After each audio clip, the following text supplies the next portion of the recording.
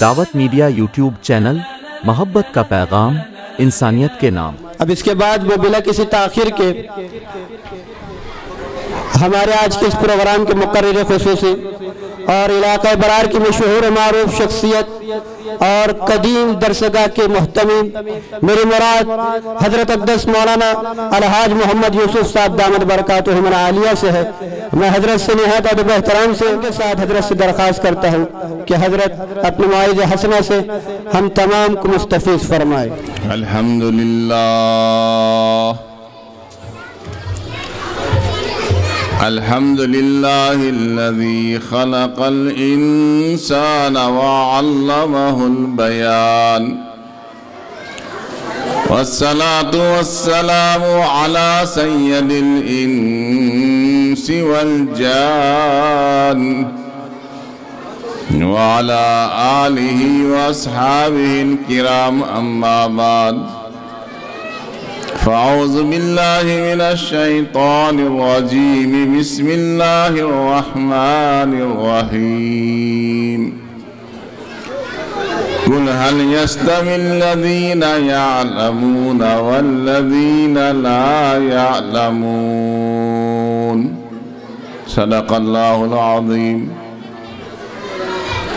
وقال رسول الله صلى الله عليه وسلم: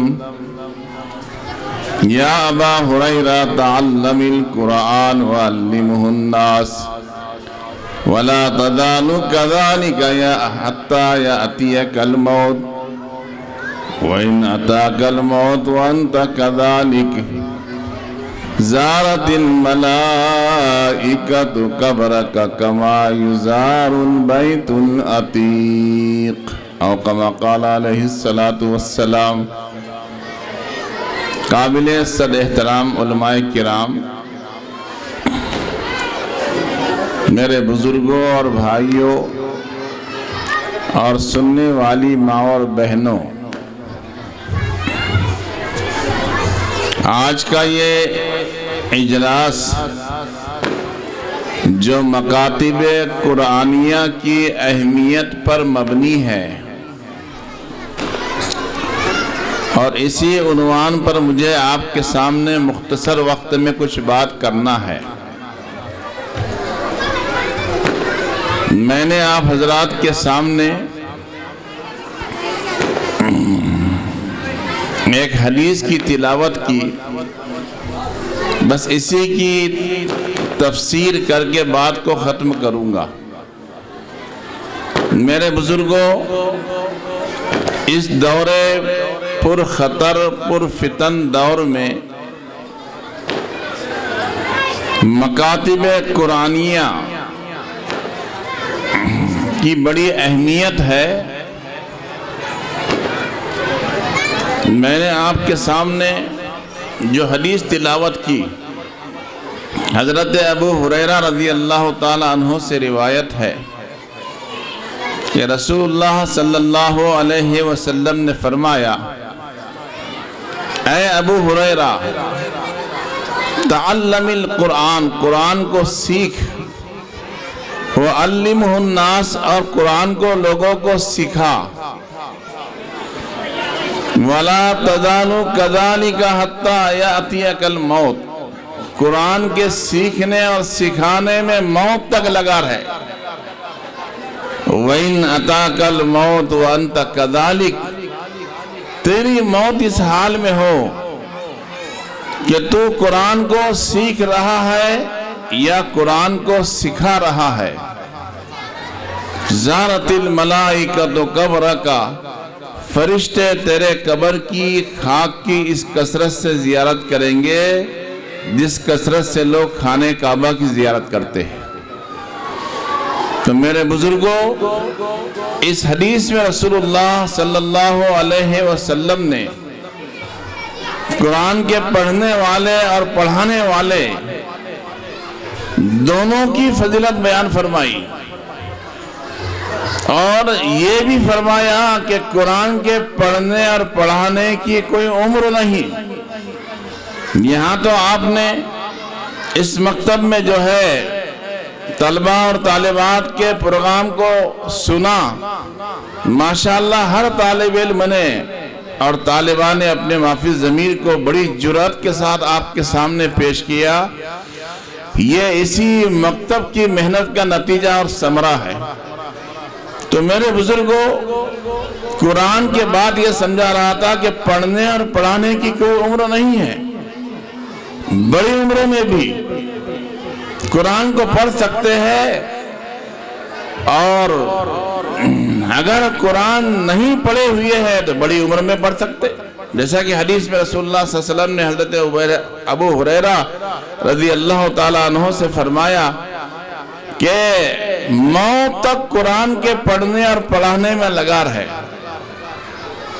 معلوم ہوا کہ بڑی عمر میں بھی قرآن پڑھ سکتے ہیں، چھوٹی عمر میں تو بچے پڑھ ہی رہے ہیں، لیکن جو نہیں پڑھے ہوئے ہیں وہ بڑی عمر میں بھی پڑھ سکتے ہیں۔ اور آگے فرمایا کہ تیری موت اس حال میں واقع ہو کہ تو قرآن کو پڑھ رہا ہے یا قرآن کو پڑھا رہا ہے، قرآن کو سیکھ رہا ہے یا قرآن کو سکھا رہا ہے، تو فرشتے تیرے قبر کی خاک کی اس کثرت سے زیارت کریں گے جس کثرت سے لوگ خانہ کعبہ کی زیارت کرتے ہیں۔ یہاں پر اس حدیث میں رسول اللہ صلی اللہ علیہ وسلم نے ایک حافظ قرآن اور عالم قرآن کی قبر کی خاک کو فرشتوں کی زیارت کا بنایا۔ اس میں کیا حکمت؟ تو فرماتے ہیں کہ جس طرح کعبۃ اللہ یہ بنا ہے اللہ کے خلیل ابراہیم علیہ السلام کی، جب اللہ کے خلیل ابراہیم علیہ السلام نے کعبۃ اللہ کی بنیاد ڈالی اور اعلان کیا، تو جنہوں نے حضرت ابراہیم علیہ السلام کی اعلان پر لبیک کہا ہوگا، جتنی مرتبہ کہا ہوگا اللہ نے اتنی مرتبہ انہیں کعبۃ اللہ کی زیارت نصیب فرمایا۔ تو جس طریقے سے اللہ نے حضرت خلیل ابراہیم خلیل اللہ علیہ السلام کی بنیاد کو اس وقت سے لے کر قیامت تک آنے والے لوگوں کی یادگار اور زیارت گاہ بنایا، اسی طرح مومن حافظ قرآن یا عالم قرآن کا قلب یہ رب مسکن ہے رب جلیل کا، اس کے دل میں اللہ کا کلام ہے، اللہ نے اس کی قبر کی خاک کو فرشتوں کی زیارت گاہ بنایا، معمولی مقام نہیں۔ بس ایک واقعہ بیان کر کے بات ختم کروں گا، وقت مختصر ہے۔ حضرت مالک بن دینار رحمت اللہ علیہ کا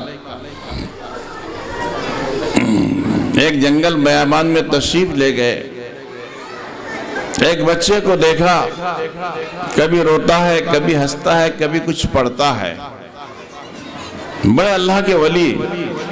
حضرت مالک بن دینار رحمت اللہ علیہ کے دل میں یہ خیال آیا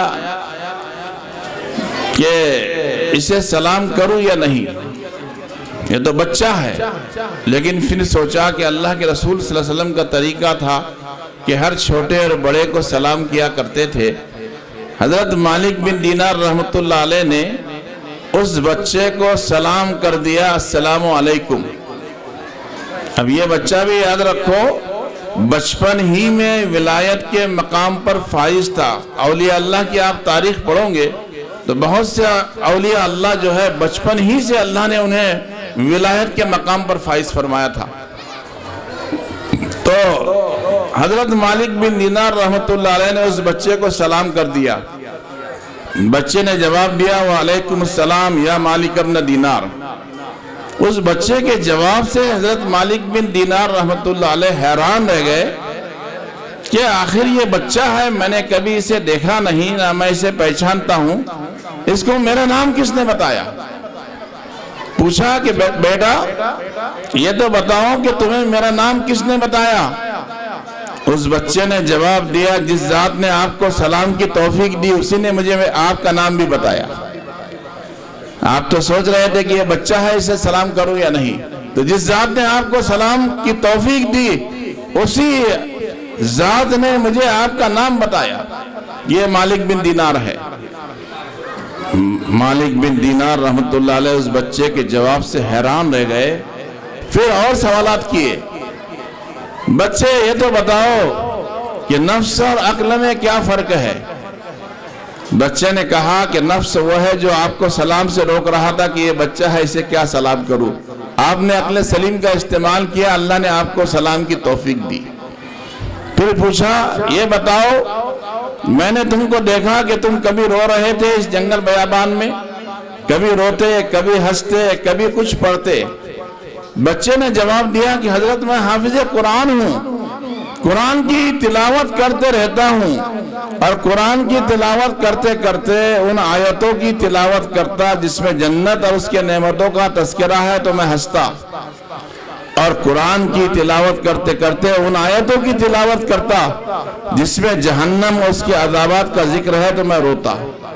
پھر اس کے بعد اس بچے نے یہ آیت تلاوت کی, یا ایھا الناس قوا انفسکم واہلیکم نارا وقودھا الناس والحجارہ, اے لوگوں بچاؤ اپنے آپ کو اور اپنے اہل و عیال کو جہنم کی اس آگ سے جس کا ایندھن لوگ اور پتھر ہوگی. جب یہ آیت تلاوت کی تو میرے بزرگوں بچے کے خشیت الہی کا یہ عالم تھا کہ آیت تلاوت کرتے ہی بے ہوش ہو گیا. حضرت مالک بن دینار رحمت اللہ علیہ حیران رہ گئے کہ اس بچے کے بچپن ہی میں خشیت الہی کا بچے پر یہ غلبہ اور یہ عالم ہے کہ قرآن کی ایک آیت تلاوت کی اور بے ہوش ہو گیا. جب وہ بچہ ہوش میں آیا تو حضرت مالک بن دینار رحمت اللہ علیہ نے اس سے پوچھا کہ بچے یہ تو بتاؤ تم ابھی نابالغ ہو, احکام شرع کے مکلف نہیں ہو, لیکن خوف کا خشیت الہی کا یہ عالم ہے کہ تم نے قرآن کی ایک آیت تلاوت کی اور بے ہوش ہو گئے. بچے نے جواب دیا کہ حضرت میں نے اپنے والدہ کو دیکھا کہ جب چولہا جلاتی ہے تو چولہے میں سب سے پہلے چھوٹی چھوٹی لکڑیاں رکھتی ہے, جب اچھی طرح چولہا جل جاتا ہے تو پھر بڑی لکڑیوں کو چولہے میں لگاتی ہے. تو میں ڈر رہا ہوں کہ کل جہنم کی آگ کو کہیں بچوں سے نہ سلگایا جائے. تو اس لیے حضرت مالک بن دینار رحمت اللہ علیہ بڑے حیران رہ گئے کہ اس بچے کو اللہ نے بچپن ہی میں ولایت کے مقام پر فائز فرمایا.